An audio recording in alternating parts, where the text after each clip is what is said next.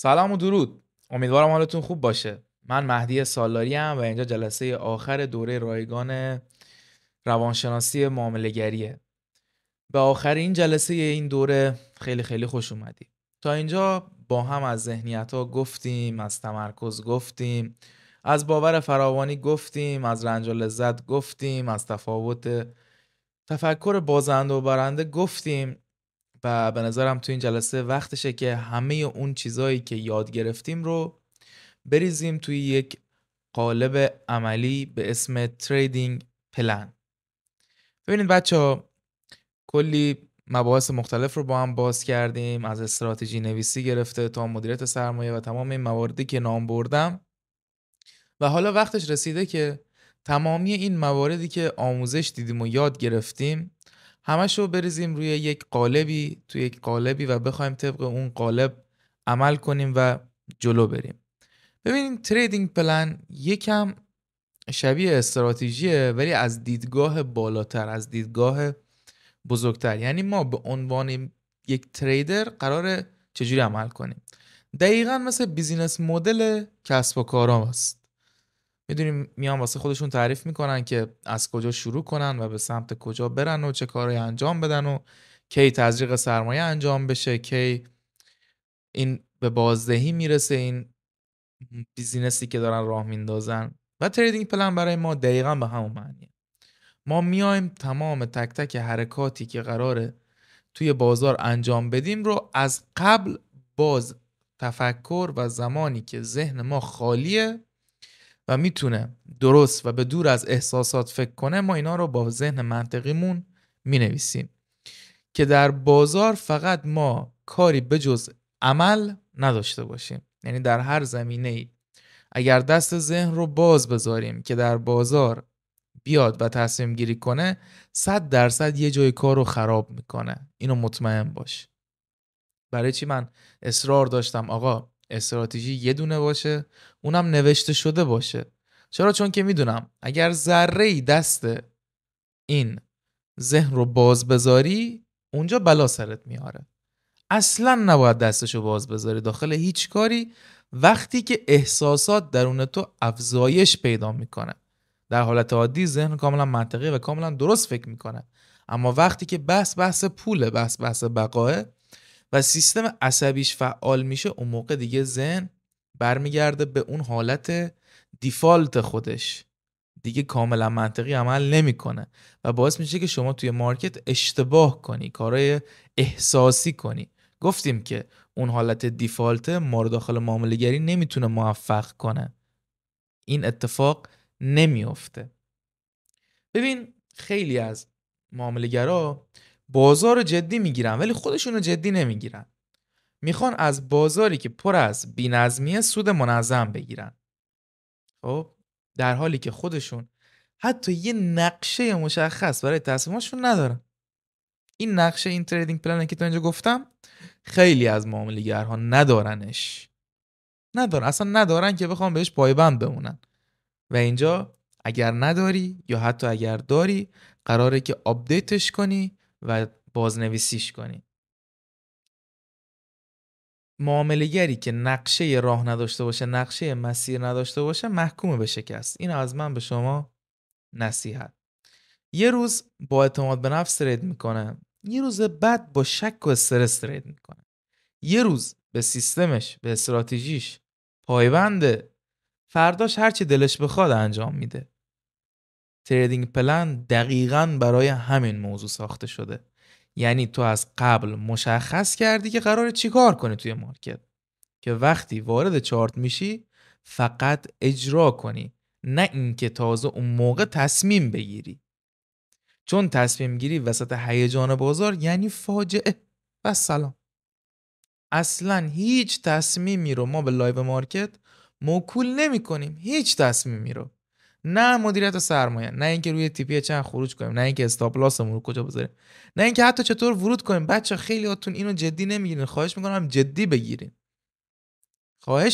جدی بگیرین. همه چیز رو از قبل مشخص کنین. نقطه ورودتون رو، کندلی که روش قرار ورود انجام بدین، هر چیزی که فکرش رو میکنید رو از قبل باید مشخص کنید، وگرنه هر تصمیمی که شما اجازه بدید داخل لایو مارکت گرفته بشه، شما دارین از کیفیت معاملاتتون کم میکنین.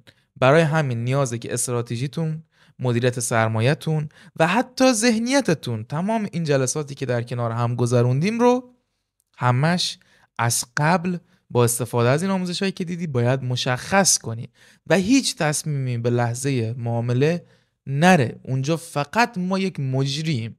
همین. تریدینگ پلن یعنی نقشه ذهن تو برای رشد کردن و ماندن در بازار. فقط یه برگه نیست که بنویسی آقا اینجا بخر اونجا بفروش.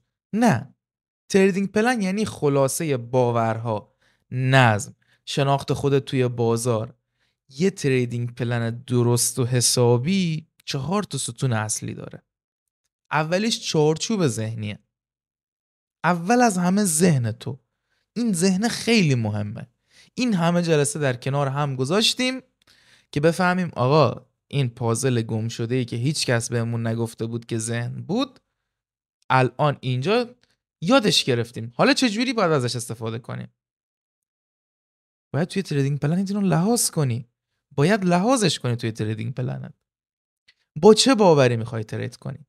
باور ترس و عجله و کمبود یا باور فراوانی و صبر؟ وقتی ذهنت به کمبود وصل باشه، حتی بهترین پلن دنیا هم به دردتون نمیخوره. چرا؟ برای یه جواب ساده. چون اصلا اجراش نمی‌کنی. پلن بدون ذهن درست مثل ماشین بدون سوخته. چه پلن هایی که نوشته شده تا الان اما اجرا نشده. خود من 10 بار پلن نوشتم. پلن می نوشتم اما اجرا نمیشد. خب استراتژی بخشی از پلنه. حالا اون موقع من یادم یه کتاب بود به اسم چگونه پلن را بنویسیم. خیلی سوال توش بود. نمیدونم 50 تا بود، 60 تا بود، 70 تا بود. من می نشستم وقت می ذاشتم همه اون سوالا رو جواب میدادم. می نوشتم که حالا خیلی هاشون به درد نمیخورد، ولی خب می نوشتم همه چی تنظیم. می رفتم تو مارکت اصلا پیادهش نمی کردم. یا اصلا از اون بدتر قبلش فکر میکردم پلن داشتن یعنی اینکه بدونی تحلیل تکنیکال چیه، چجوری باید ورود کنی. حالا استراتژی هم نه، یعنی استراتژی هم که اون موقع رعایت نمی‌کردیم.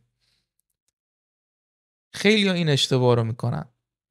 ولی پلن بالاتر از استراتژیه. پلن کل برنامه معاملاتی تو رو در بر میگیره و استراتژی فقط نحوه ورودت به معاملاته. همین. این تفاوتشونه.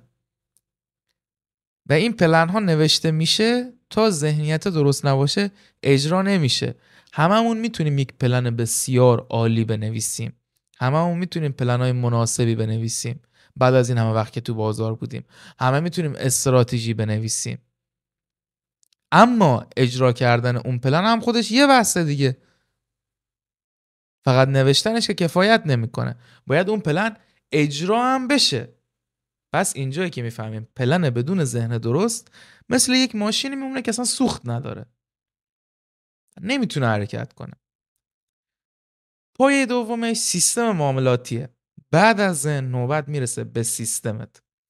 باید دقیق مشخص باشه کی وارد میشی، کی خارج میشی، ریسک هر معامله چقدره. به خودت بگو من تصمیممو قبل از احساساتم گرفتم. همین جمله نصف راه موفقیت در مارکت رو طی می‌کنی باهاش. چون وقتی احساساتت بالا میره فقط کافیه اجرا کنی، نه تحلیل دوباره. همین.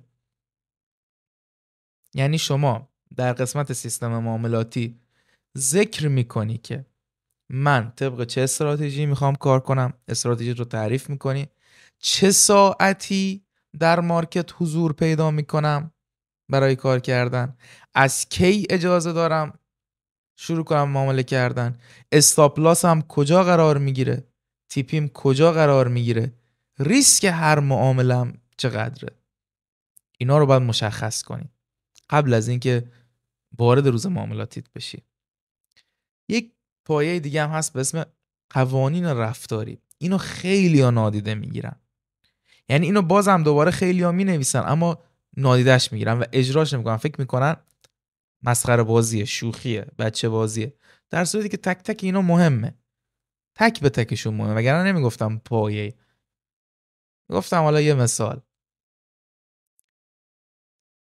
بیشتر شکست‌های افراد از همین قوانین رفتاری میاد. مثلا برای خودت سوال میذاری بعد از 2 ضرر پشت سر هم چی کار میکنی؟ تو دو جلسه قبل راجبش صحبت کردیم دیگه. ادامه میدی یا استراحت میکنی؟ باید برنامه‌ت از قبل مشخص باشه. بعد از یه سود بزرگ چی کار میکنی؟ بازم ترید میکنی یا روزو میبندی؟ این چیزا رو باید از قبل بنویسیش، وگرنه مغزت وسط بازار تصمیم مناسب نمیگیره، فقط واکنش نشون میده به اتفاقی که داره میافته. اینا باید از قبل مشخص بشه. سیستم بازخورد و بهبود باید بذاری برای پلنت. آخرش باید یه جای خودتو چک کنی دیگه، نه فقط اینکه چقدر سود کردی. گفتم ما اصلا به سود و ضرر اهمیتی نمیدیم، بلکه اینکه چقدر طبق پلن عمل کردی، اینه که مهمه. ببین ترید خوب اون تریدی نیست که سود داده لزوما، اونیه که طبق قانون تو پیش رفتی. اگه ضرر کردی ولی طبق پلن بوده، اون یه برده، تموم. چون مغزت یاد گرفته که قانون مهمتر از نتیجه است. یادت از جلسه ذهنیت کم بود چی گفتیم؟ اون تریدری که جا موندن براش دردناکتر از ضرره، نمیتونه پلن داشته باشه چون میپره وسط بازار از ترس اینکه جا نمونه. یادت از اون جلسه اهرم رنج و لذت که اگه لذت رعایت قانون رو بیشتر از لذت ترید الکی نکنی پلنت اجرا نمیشه؟ یا جلسه تمرکز، بدون تمرکز هیچ پلنی پایدار نمیمونه، چون با یه ضرر یا یه خبر ذهنت میپره، تموم. و باور فراوانی، اون تریدری که میدونه همیشه فرصت هست دیگه نیازی نمیبینه قانونش رو بشکنه، چون میدونه اگه امروز نرفت فردا هم یه موقعیت دیگه است. میبینی تمام جلسات قبل الان به درد همین نقطه میخورن. تریدینگ پلن یعنی اجرای همون باورها در عمل. حالا شما باید بیای تمام اون جلسات رو، تمام تمریناتت رو، تمام ضعف‌هات و استراتژی که نوشتی، مدیریت سرمایه‌ای که تعریف کردی، جوری که باید تمرکز کنی، حتی فهمیدی داخل این جلسات فهمیدی که باید چجور رفتار کنی در مارکت، همه اونا رو باید در کنار هم بذاریشون و بیای تریدینگ پلن خودت رو بنویسی و پایبند بمونی به این تریدینگ پلن. در تریدینگ پلنت باید این چیزایی که بهت میگم جدا از این پلنیه که الان جلوتر بهت میگم بنویسی، اینا رو هم حتی داخل تریدینگ پلن خودت بذار که من اون موقع میذاشتم که ذهنم در مسیر بمونه. با استفاده از هر جلسه بیا بخشی از پلنت رو بنویس. با استفاده از جلسه اهمیت استراتژی بیا استراتژیت رو بنویس. با استفاده از جلسه مدیریت سرمایه بیا میزان ریسکت رو بنویس. و همین جور که جلو میای با استفاده از هر کدوم از جلسات بیا بخشی از این پلنت رو تکمیل کن. با استفاده از جلسه تکامل بیا بنویس که من از کجا باید شروع کنم. با استفاده از جلسه که راجع به ضررها و سودهای بزرگتر از اون چیزی که انتظارش رو داریم بیا بنویس که بعدش چی کار میکنی. همه اون سوال و جواب ها، همه اون جلسات، همه اون تمرینا برای این بود که وقتی رسیدیم به این تریدینگ پلنه تو یاد بگیری چجوری باید تریدینگ پلنت رو بنویسی. چرا؟ چون که تریدینگ پلن تو رو در مسیر موفقیت در ترید نگه میکنه، تو رو رشد میده، به تو پول میرسونه. تریدینگ پلنه که مهمه. چرا؟ بخشی از این تریدینگ پلن استراتژیه، بخشیش مدیریت سرمایه است، بخشیش ذهنیته، بخشیش یک سری چک کردن های مجدد این تریدینگ پلنه. بچه اگه تریدینگ پلنتون رو بنویسین و اجرا کنین بعداً میتونیم اصلاح کنیم. اگه تریدینگ پلن نوشته نشده باشه، اگر همه چیزش مشخص نباشه، ما بعداً نمیتونیم اصلاح کنیمش. چرا؟ چون شما روی هوا ترید زدی و روی هوا ترید زدن رو نمیشه بررسی کرد. همه فکر میکنن ژورنال نوشتن یعنی فقط این که برن اون معامله‌ای که میکنن رو وارد کنن. نه، ژورنال باید جوری باشه که ما بتونیم با تریدینگ پلن تطابقش بدیم و بفهمیم چقدر طبق پلن عمل کردیم و اونه که مهمه. خب برای نوشتن تریدینگ پلن اختصاصی یه تمرین برات نوشتم که باید الان یه کاغذ برداری و اینو بنویسی. 5 تا تیتر برای خودت بزن و زیر هر تیتر حداقل 3 خط بنویس. نه از یوتیوب بردار، نه از من، از خودت بنویس، از چیزایی که یاد گرفتی، از تمرینایی که انجام دادی، از مسیری که با هم جلو اومدیم، از اینا استفاده کن. بنویس من وقتی وارد ترید میشم باید چه احساسی داشته باشم. یعنی قبل از این که بخوای ورود کنی به معامله باید چه احساسی داشته باشی که ورود کنی به معامله. آروم، مطمئن، بدون عجله. بنویس دقیقاً باید چی حس کنی که بفهمی اون روز آماده‌ای برای معامله کردن. اینو بنویس. شرایط دقیق ورود و خروج من چیه؟ مثلا در تایم فریم 1 ساعته وقتی ساختار شکست، کندل تایید داد، حد ضرر اینجاست، تارگت اونجاست. دقیق این استراتژی دقیق باید اینجا نوشته بشه و تک تک معاملاتت باید دقیقاً همینی باشه که اینجا نوشتی. یک دونش هم خارج از این بوده یعنی تو پلنت رو رعایت نکردی و اصلا تو قابل بررسی نیستی. درسته گفتم کمالگرا نباش، اما گفتم که پایبندی به پلن خیلی مهمه. چرا که اگه به این پلن پایبند نباشی ما نمیتونیم تو رو بررسی کنیم. چجوری میتونی به این پلن پایبند باشی؟ 13 جلسه واسه آماده کردم. اگر هنوز نمیدونی چجوری باید به پلنت پایبند بمونی یعنی اینکه واقعا کاری از دست هیچ کس برای تو بر نمیاد. در هر روز معاملاتی چند تا ترید مجازی که انجام بدی یه عدد درست بنویس. حدود برای من تعیین نکن، برای خودت حد و حدود نذار، یه عدد بنویس. مثلا حد اکثر 2 تا ترید در روز. همین. من خودم حد اکثر 3 تا ترید در روز میزنم. چرا؟ چون توالی ضررمه و با استفاده از اون توالی ضرره 1% ریسکی رو مشخص کردم و در روز اگر 3 تا معامله ضرر شد میگم خب اشکال نداره دیگه، میرم فردا میام.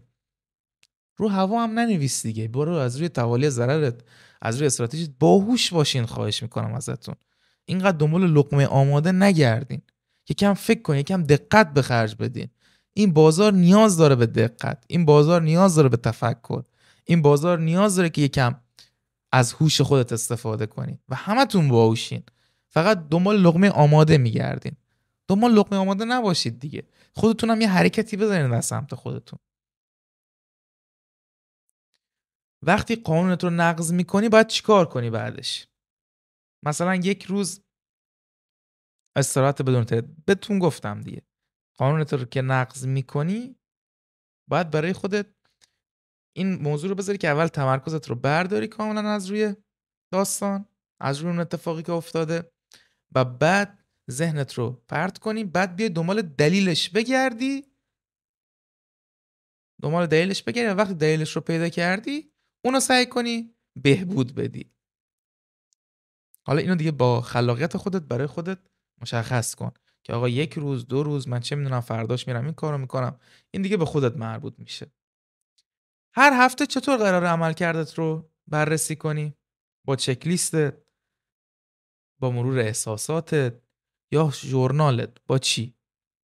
هر چی خودت انتخاب میکنی بعد اینو بنویس دیگه. اینو باید برای خودت مشخص کنی که آقا تو وقتی برگشتی قراره با چی خودت رو بررسی کنی آخر اون هفته، آخر اون ماه. با چک لیست یعنی میخوای وقتی ورود کردی تیک بزنی یا بنویسی اینو یا ژورنال داشته باشی. به نظر من هر 3 تاش اگر باشه بسیار عالیه، چون که میتونی کاملا خودت رو طبق پلن خودت بررسی کنی و هر جایی که ایراد داره رو اون موقع میتونی حلش کنی و رشد کنی. بچه‌ها همینه، ترید کردن همینه. قرار نیست شما به 100 برسی بعد شروع کنی ها. شما باید یه پلنی رو بنویسی با همین آگاهی‌هایی که الان داری، با همین استراتژی که داری، شروع کنی 1 هفته 2 هفته معامله کنی، سعی کنی طبق پلن عمل کنی، بعد میای بررسی میکنی، میگی آقا من از روند راضی نیستم، از کجای روند راضی نیستم؟ ژورنالت رو گذاشتی یه طرف، پلنت رو گذاشتی یه طرف، اینو داری میبینی با استفاده از این اونو اصلاح میکنی و این اصلاحات اینقدر ادامه دار میشه که یک روزی تو میبینی یک تریدری شدی که میلیون ها دلار رو داری مدیریت میکنی و اصلا نفهمیدی که رسیدی به اونجا. چرا؟ چون تمرکزت تو خودت بوده، تمرکزت رو کار خودت بوده، داشتی خودت رو بهبود میدادی، داشتی خودت رو اصلاح میکردی، مثلا حواست به این نبود که کی رسیدم به اون 1-2 میلیون دلاره، 10 میلیون دلاره. مسیر ترید بچه همینه، اینجوریه، باید اینجوری پیشش برین. باید به خودت تعهد بدی که من طبق تریدینگ پلنم عمل میکنم، نه طبق احساس لحظه‌ای، و امضاش کنی. اون امضا یعنی از امروز یک تریدر جدید متولد شد درون تو. تریدینگ پلن یعنی تو به بازار میگی من برای هر چیزی آمادم، اما نمیذارم هر چیزی ذهن من رو هدایت کنه. از امروز به بعد هر ترید تو یه تمرینه، تمرین کنترل ذهن، تمرین نظم، تمرین اعتماد به نفس. و همونجا وسط اون چارت تو داری قوی ترین نسخه خودت رو میسازی. پس بنویس، عمل کن و یادت نره ترید از ذهن شروع میشه، نه از چارت. ترید از پلن شروع میشه، نه از چارت. با استفاده از همین آموزش هایی که بهت دادم از جلسه اول تا الان و تریدینگ پلنی که تیکه تیکه مثل پازل از اول جلسات مال خودم و هی بهتون گفتم تکمیلش کردم، من همزمان با این دوره شروع کردم به گرفتن یک چالش 5000 تایی که به ذهنیت اکثرتون نزدیک باشه. خب نمیتونستم اونقدر بالا در نظرش بگیرم که خیلی ها خودشون رو از اون حالت جدا ببینن، نه اونقدر پایین که خیلی ها بگن این با این دیگه چیه. من اومدم یه حدی رو در نظر گرفتم 5000 تایی و با استفاده از همون استراتژی که توی یوتیوب آموزشش دادم، با استفاده از همون استراتژی که حتی یه جلسه شده داخل همین جا گذاشتم و با استفاده از همین آموزش هایی که بهتون دادم تا اینجا در همین تریدینگ پلنی که گفتم بنویسین، همراه با همین دوره که استوریاش هم توی پیج میدیدین، اون معاملات روی همون اکانت بود. یک اکانت 5000 دلاری من گرفتم، مرحله اولش رو پاس کردم، مرحله دومش رو پاس کردم و به ریل رسوندمش و از تک به تک روزهای معاملاتی اون من اسکرین ریکورد کردم و براتون گذاشتم که در انتهای این دوره وقتی تموم شد اونا رو هم براتون بارگذاری کنم. حدوداً 12 قسمت شد فکر کنم، 12 قسمت شد. اول میخواستم روی اکانت ریل هم که باش معامله میکنم بذارم، اما خب یک سری شرایط پیش اومد که دیگه وقت نشد اون رو بذارم و به همون ریل که رسوندمش تا همینجا شما از من قبول کنید استفاده کنید ازش. تک به تک روزها سعی کردم نکاتی که روی چارت از نظر چالش های روانی پیش میاد رو بگم. این 12 جلسه اصلا آموزش تحلیل تکنیکال نیست، اصلا آموزش نقطه ورود نیست، به عنوان این نگاش نکن. فقط اون شرایطی که یک تریدر تجربه میکنه، اون شرایطی که تو مارکت وقتی ضرر میکنه واسهش پیش میاد، وقتی سود میکنه واسهش پیش میاد، و سعی کردم کاملا خودم رو ببرم اون زمانی که این اشتباهات رو خیلی تکرار میکردم. یکم برام سخته ولی سعی کردم خودم رو ببرم اونجا و از اون زاویه نگاه کنم و از اون زاویه صحبت کنم و بهتون بگم مثلا هر روز باید چجوری این ذهنیت رو هدایت کنید و چه چالش های احتمال داره پیش بیاد. اون رو به عنوان مثالی از همین دوره من قرار میدم در ادامش. طبق گفته اینشتین که میگه مثال زدن یکی از راه‌های آموزش نیست، مثال زدن تنها راه آموزشه. و به نظرم بعد از اون جلسات دیگه چیزی نمیمونه که شما بخوای مخالفت کنی که این مسیر رو نری. امیدوارم از این دوره استفاده کرده باشی، امیدوارم یکی یکی جلسات رو با من جلو اومده باشی و تمریناتش رو انجام داده باشی. من این اعتقاد رو دارم که این آموزش ها تولید میشه، قرار داده میشه و هر کسی در مسیرش باشه خودش میاد به این برخورد میکنه، استفاده میکنه و سود میکنه. خیلیاتون میگفتیم من نمیدونم، من 4-5 سال دارم کار میکنم، تحلیل تکنیکال هم کار کردم، سودساز نمیشم. با حالت سوالی از من میپرسین، یعنی مشکل از ذهنیت؟ 100% مشکل از ذهنیته، 100%. وگرنه من بیکار نبودم بیام این همه مطلب آماده کنم روی کانال بذارم. امیدوارم که از این جلسات استفاده کنی، تریدینگ پلنت رو بنویسی، مثال ها رو هم نگاه کن، نکات بسیار عالی توش گفتم. اونم واقعا یک دوره مجزا، یعنی 12 جلسه دوره مجزا به نظر من که در ادامه همین قرار میگیره برات. باهوش باش، دقت کن، ازشون استفاده کن و هر نتیجه‌ای که گرفتی رو واسم بفرست. خوشحال میشم وقتی میخونم راجع به نتایجتون. امیدوارم موفق و مؤید باشید. خدا یار و نگهدارتون.